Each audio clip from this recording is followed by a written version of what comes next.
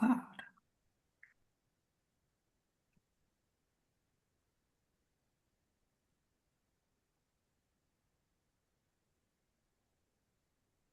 Hello and good morning, everyone. Thank you so much for joining us today. While people come on in, will you please make sure that you are muted and then in the chat, write where you are and what you do?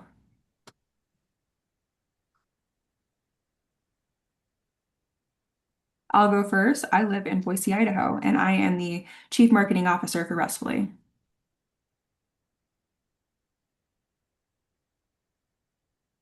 Hey everyone, I am Sarah, and we're going to be joined today with Anna Ferrier, and I'll introduce her more formally once we let people in. But I am the co-founder of Restfully. Oh, some familiar names. Hi Mhm. everyone.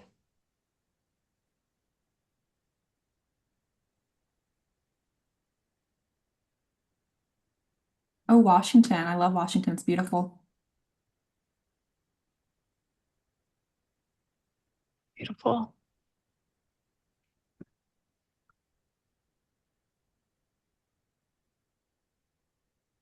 To those who are just now joining, thank you so much for being here. Please go ahead and put in the chat where you are and what you do for work. Hmm.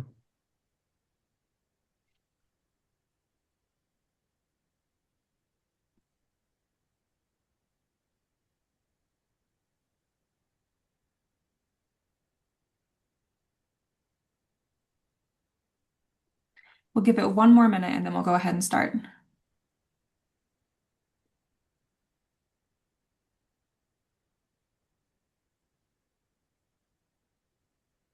I have family in Portland. Nice. Yeah.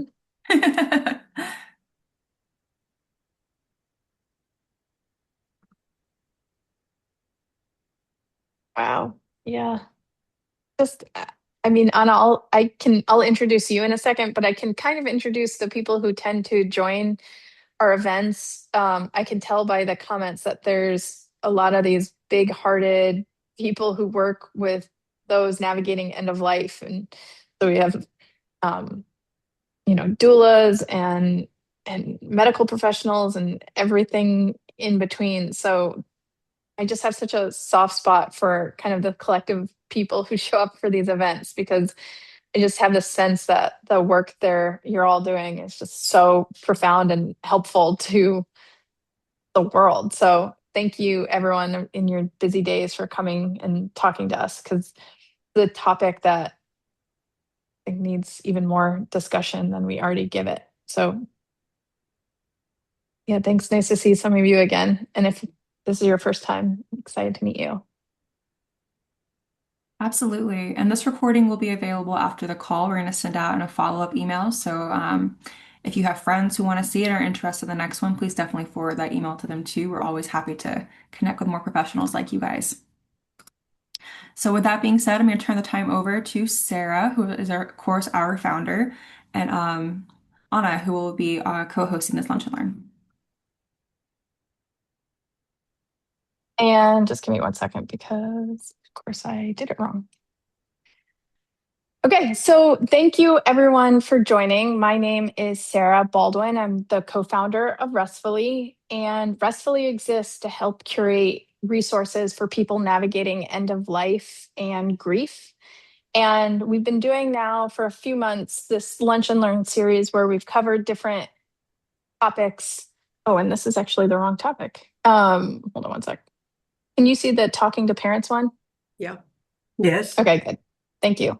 And so in the past, we've done the topics about legal documents. We've talked about how different people process grief. And today we're going to cover a topic that kind of came from conversations I've had with my friends and family members over the last couple years, which is how to talk to parents. And one of the themes that I've seen is this idea when my friends and I are my friends, or I'm in my 40s. And so we're kind of in that stage where when I talk to people who've had babies recently or at different stages in life, they say, you know, I have kind of survived the the infant stage of having babies, my career survived, my marriage survived, my life is kind of getting back to normal. And now the big daunting thing that's hanging over me is this idea of what's going to happen with my parents. And so that's what this Lunch and Learn is really for, to kind of talk through logistics of that. And I really want it to be actionable and clear next steps. And so in order to get the best advice, I invited someone who's very near and dear to me, someone I've worked with in the past, and her name's Ana Ferrier. She's currently in Spain. And in my life, I worked with Ana in different times, but one specifically was when my mom was put into hospice and dying a few years ago. And so Ana has a special spot in my heart because she was right there with me through all those crazy stages. And in my scenario, we got to kind of have a few months with my mom and talk to her about things. And one of the things that I've seen other people experience is just this like abrupt loss and not really knowing what to do or how to handle that. And so the goal of this is to get tangible advice for people who are seeing their parents getting older and really not sure how to cover it. So maybe Anna, do you want to introduce yourself any other way or Not say really. hello? Yeah, I'll definitely say hello. But I think you did a beautiful job, Sarah. I could add things, but I really don't want to take away from the time we have together. Okay, great. So the goal for today is to learn how to come up with a plan to discuss end of life with your parents. And I think if anyone's navigated these topics or just touchy topics in general, it really matters how you go about that. So our goal is to kind of walk through step by step by step on how to even broach this subject and what a good outcome would be. And we can start with a why. And when end of life or a parent dies, confusion definitely prevents processing. Grief is complicated, and this time of life is prone to conflict. And I can tell you, a few months ago, I was talking to two brothers, and their father had passed away. And he had told one of them he wanted to be cremated, and the other one he wanted to be buried. And so, at this moment when they had to say goodbye to their dad, and their mom had already passed away, and it was just the two of them left, they were kind of butting heads on this idea of not knowing what to do with their father's body. And so everything from an acute problem that specific to having to plan a funeral and not knowing what someone would prefer, what music or how they want their legacy to be, ends up being this big cloud that can hang over the grief. And it really complicates it. Sometimes we call it like an emotional plinko, where it comes out in different weirder ways. And so at Restfully, we're huge advocates for documentation and organizing things and proactive communication on these things. And that's why we have Anna on the call. So, Anna, I'll hand it over to you. But what really the two things we kind of talked about was when should you have this conversation? And when we were prepping for this, I made a joke about probably not at Thanksgiving after a few glasses of wine. That might be the wrong time to do it. Mhm. So if you don't mind, would you walk through kind of how you think about this and how people should approach the subject? Because I think part of the complication is it's this big, complicated emotional thing. And so when we deal with big, complicated emotional things, I think it's common to not deal with them. So I'd love to kind of hear how you're thinking about that. Yes, absolutely. End of life is challenging and complicated for everybody. I think the reason is that we really don't know yet what happens when we die. There are all kinds of theories and ideas and belief about what that will be like, but nobody knows. So I think in general, the lack of information makes us very apprehensive. If I look at my own behavior and the people in the world around me, there's one thing that we see, which is that everybody waits to talk about this. Because in order to actually have an effective conversation with parents, with siblings, with family, we need to be in a place for ourselves, emotionally as well as mentally, where we have a clear sense of our own emotions, our own perspective, how we deal with it, how we talk about it. And I think most of all, maybe the important question is, do we even accept that death is real? Now, we all know, accept it or not, it's coming. But I think in the context of speaking about an effective conversation, I think we can all start with the question, to what extent do we actually accept that we're going to die? So that I am going to die.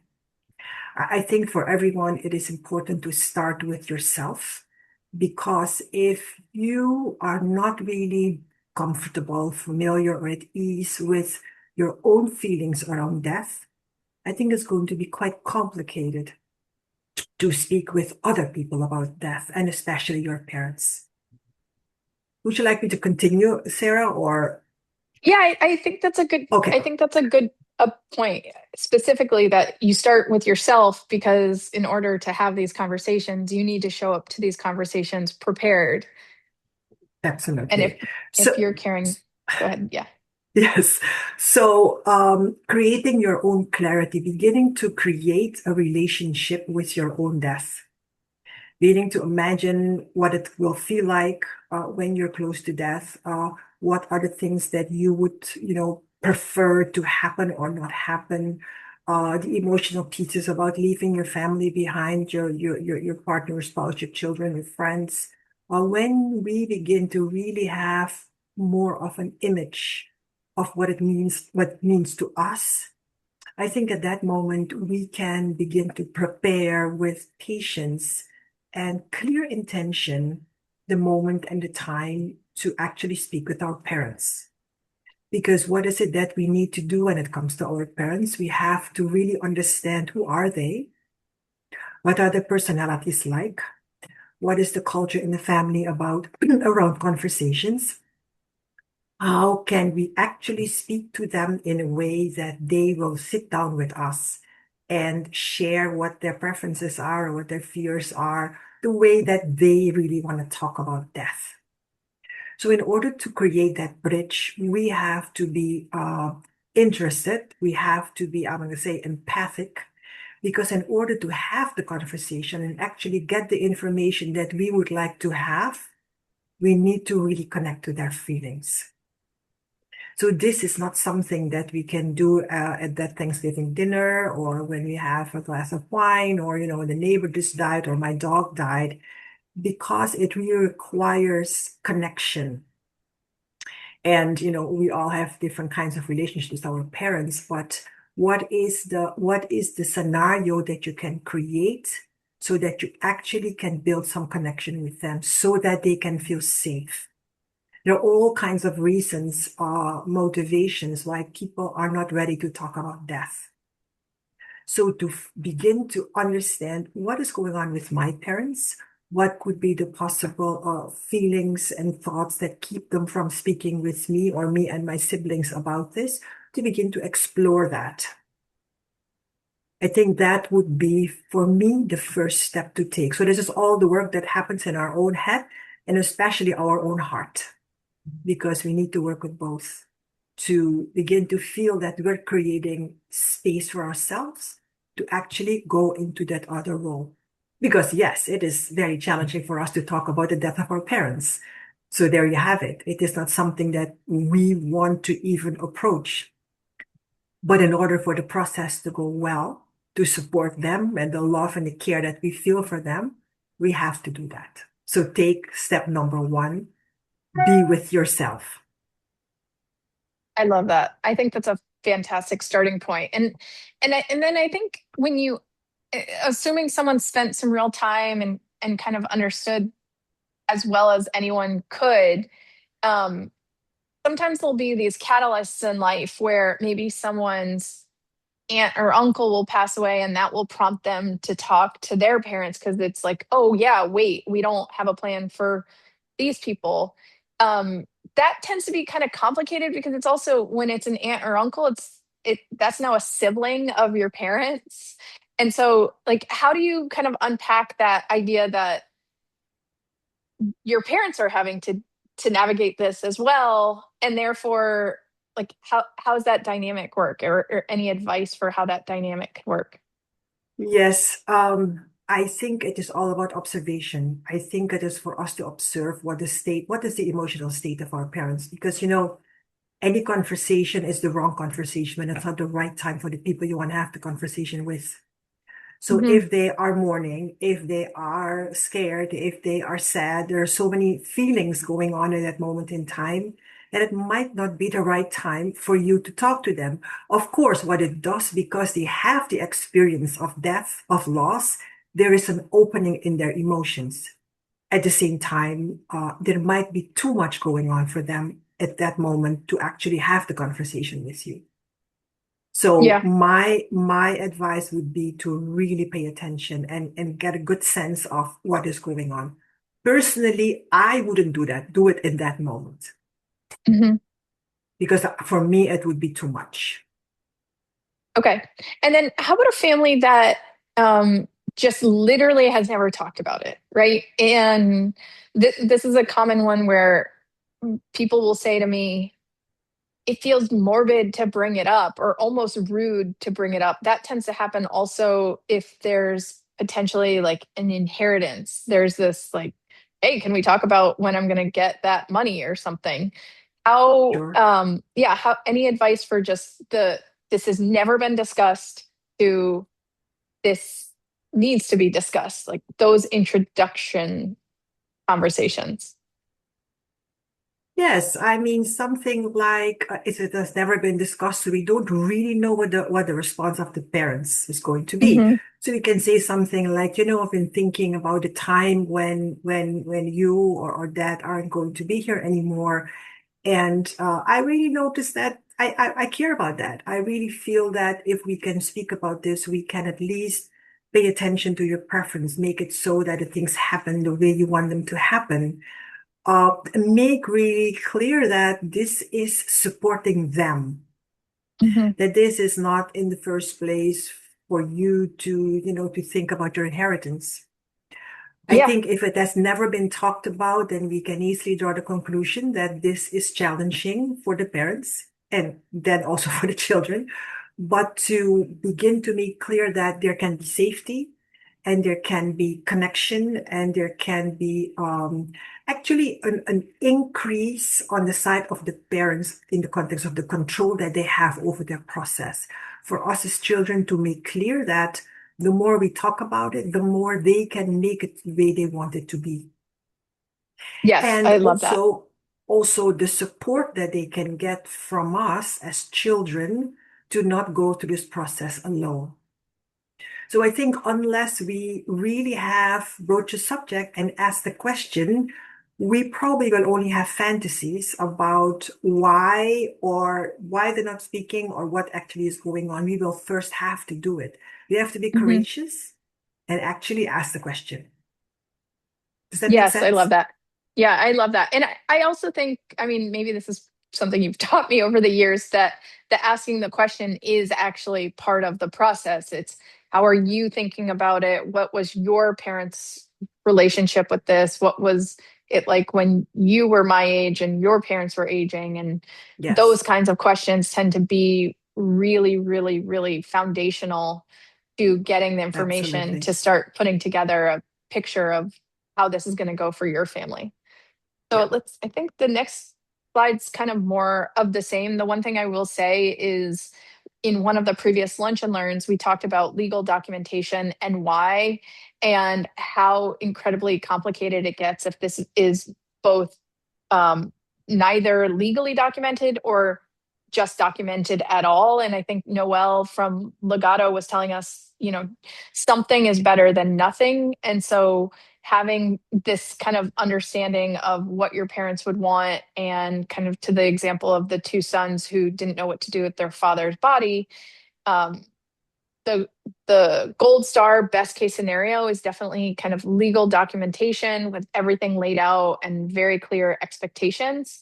And then anything less than that is still good and just a work in progress. So on this slide, Anna, one of my kind of big questions is how, we touched on this the last time we spoke, is what are our responsibilities to our parents, like as children, and how do we kind of understand and navigate that for ourselves?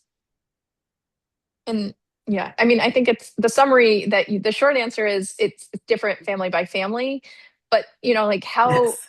how do we, when approaching it, I think there's also the ability to come generously. Like, I want to be part of fulfilling your vision for your legacy. And in that can be a Yes. lot of unpacking a lot of other kind of more nuanced things. Yes, I think we all decide where our responsibilities begin and end. And when we, for example, have the sense that our parents are overwhelmed for, there can be physical, psychological reasons, other reasons, I think if we decide that we want to be part of this process and we want to help, then I think that this is a moment to step in and offer the help. Hmm.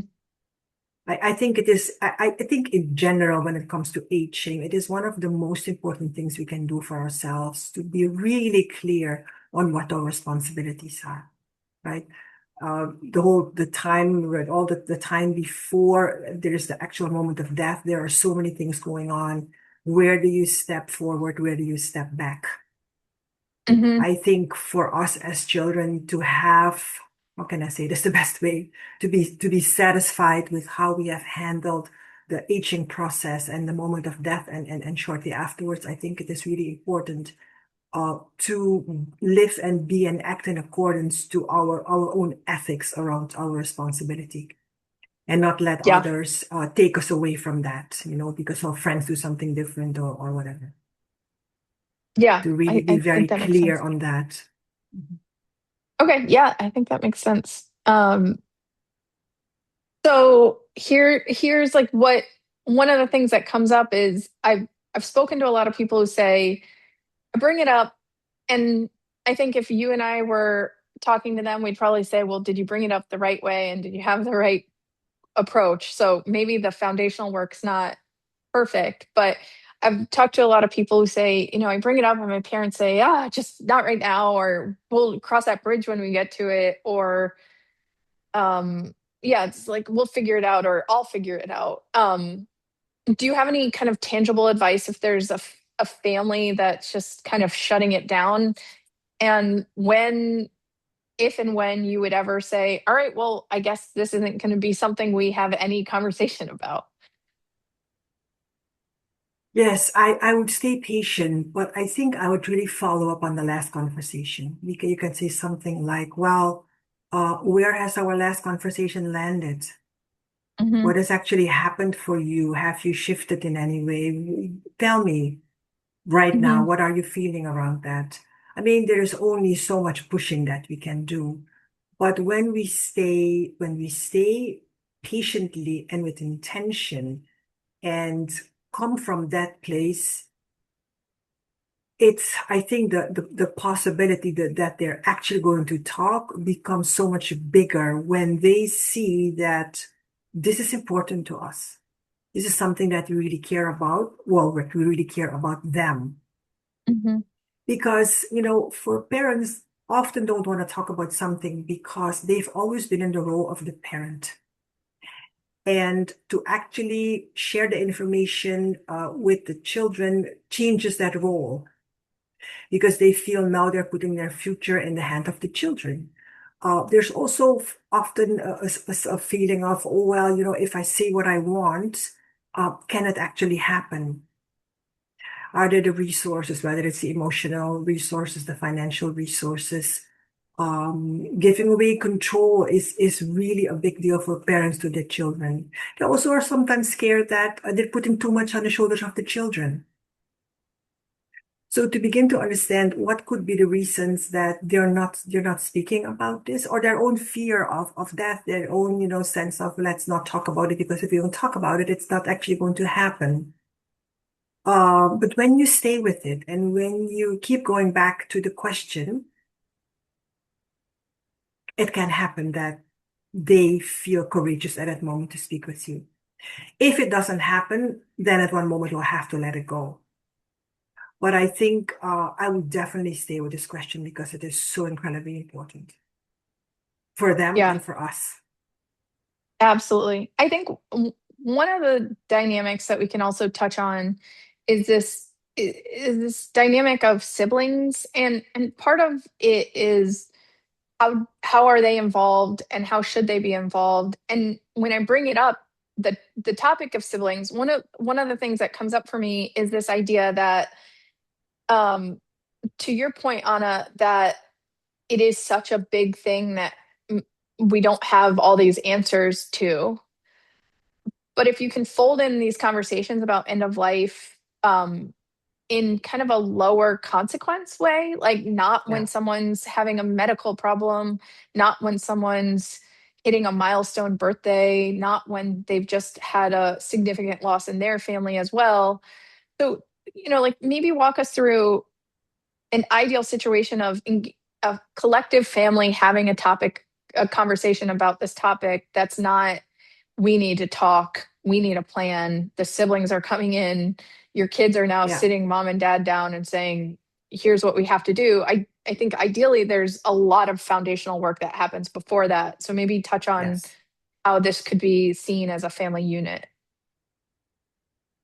I'll take myself as an example. Over the years, I only have one sibling. What we have done, and we have not lived in the same country, so it's when, one person visits and all of that. But what we have done is ask simple questions like, what are the songs you would like us to play at your funeral?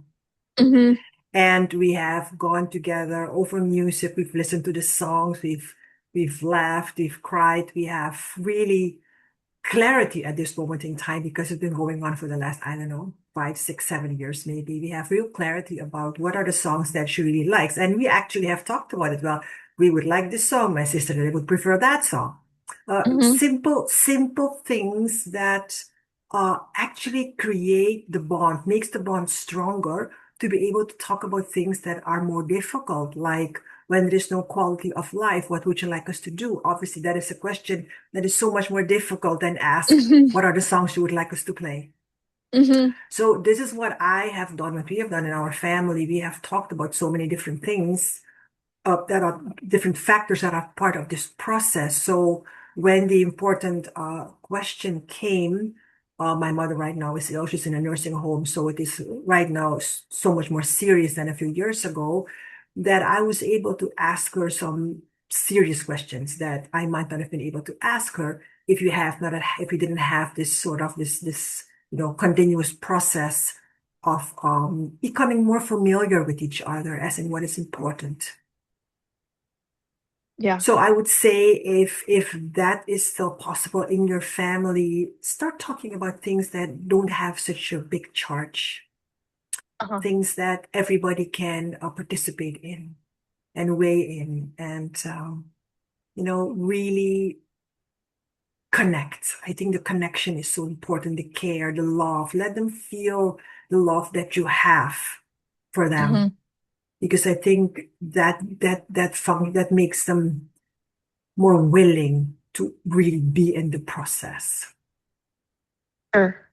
Yeah, I think that makes a lot of sense. And I think, to your point, it is all foundational on love of these people, right? And that's why it's Yes. complicated, and that's why it's intertwined amongst siblings and then up to our parents and things like that. So, yeah, that makes a lot of sense to me.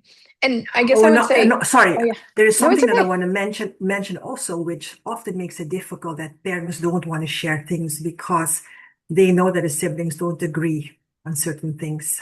So that Yes. is often while they're still alive, a big reason why they don't want to talk about it because they don't want to have conflict between the siblings connected to their passing their process.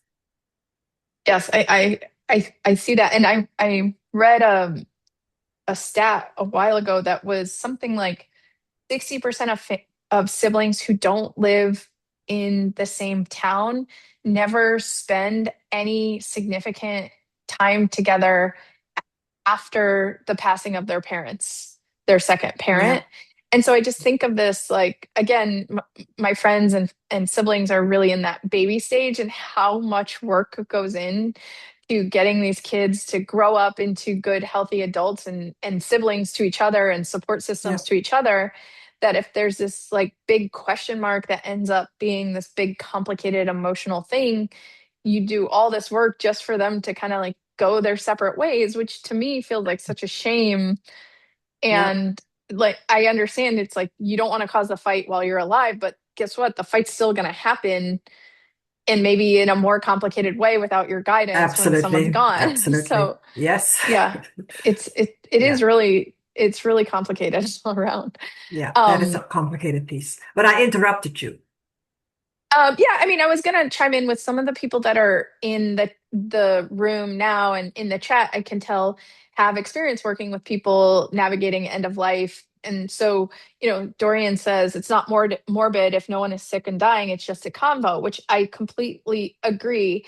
I think it's So one of my questions was going to be like, so if you're a professional working with people who are navigating end of life, and you kind of would ideally have this conversation with your community all the time so people are ready to work with you and things like that, like how would you suggest if they have someone who's they're working with a family and there's just a family member who isn't open to it, right? Like I can assume that everyone ganging up on that family member and making them feel bad for not being able to talk about it is the wrong thing to do. But what any suggestions on the right thing to do? I think the right thing to do would actually to be curious and with respect and curiosity. Talk Mhm, to them about, mhm. what their reasons are, not as an Yeah, attack, but yeah. to really be there with them. Mhm. That's what I would do. Yeah, and I think it probably also comes from just if you're afraid, right? If you're not feeling Of safe or course, of comfortable. course. Um, yes, and Caroline, I agree. There's someone mentioning that there are cultural components, and that's actually Yes, one of of the things I course. wanted to talk about because if anyone's ever working with a family or wants to work with Anna, I put your contact information because when we were prepping for this, one of the common things that can happen is people are like, okay, well, what do I do in my family? And ironically, with families, it's almost never a one size fits all. So, trying to have a lunch and learn series on this topic that everyone's going to find valuable, but their family is a very unique one. We did put some contact information for Anna because if you have any follow up questions or you want to work with her, I can tell you firsthand, it's super helpful. So we'll send this out in the follow up email. But I think to your point, Caroline and others, like it is a case by case and having these cultural and if one family is more traditional, then again, there's just another level of complexity to this. And so one of the things that I've seen firsthand with Anna is helpful in untangling mega complex situations, just chipping away at them one by one. So what I would say is if you're working with a family or if you are a family that wants to have some really kind of like concrete, actionable, hands-on coaching, we'll send out Anna's information. Um, and yeah, I think that's really it. And we'll send out anything else you want to follow up with, or we can also open it up to a Q&A if anyone has questions. No, I think Q&A is great. Okay. Any questions from the audience? Just that good. Maybe a question could be, why do I call you Anna if your name is spelled Anne? This is a trap that even when I was setting up this slide, I spelled her name wrong on the first page because, yes, sweet Anna. Because my native language is Dutch, and in Dutch it's Anna. Yes. Simple answer. Okay, well, thank you. If there's no questions, thank you everyone for joining. We really, really appreciate it. And we'll send out a follow-up email with more information. And if you need us, you'll find more resources at restfullycare.com. Thanks, everyone. And thank you so, so much, Anna.